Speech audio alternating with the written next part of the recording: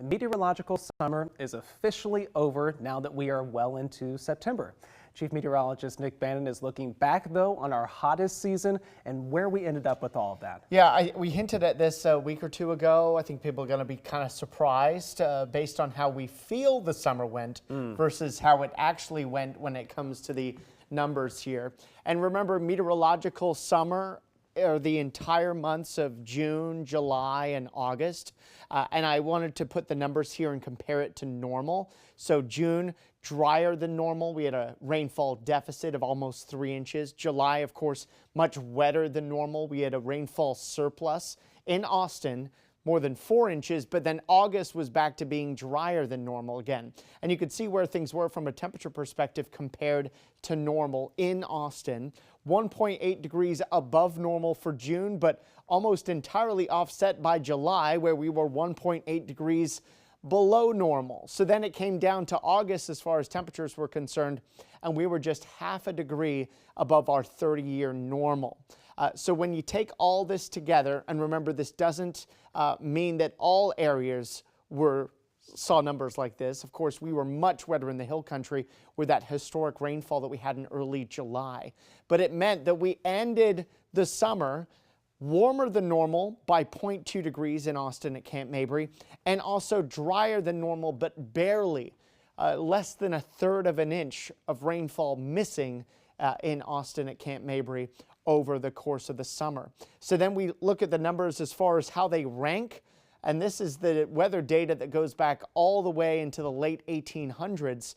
It meant that this summer in Austin was the 25th warmest summer on record. Even though it didn't feel that warm, we've certainly had a lot of very hot summers lately, and this one felt just not as bad as those.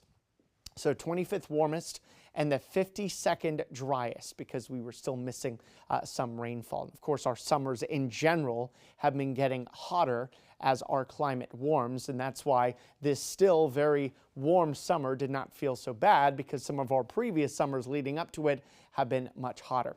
Our own meteorologist Rich Siegel put together a fantastic blog recapping August, recapping summer, and you could see it under the weather and traffic tab. Just click on that article there in the weather blog, a statistical recap of meteorological summer. Thanks to Rich for putting that together here this weekend. All right, here's what's happening outside now. Sunshine, scattered clouds from our Austonian weather camera.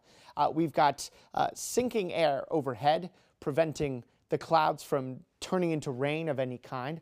Our front that slowly moved through over the weekend brought several inches of rain to parts of the hill country, and of course some additional yet widely scattered storms yesterday. Well, that front has now settled off to the south, taking the lift along with it, and in its wake we've got reasonably settled air here in central Texas and a northerly breeze at that that's helping to dry the air out. That's why it doesn't feel super humid today.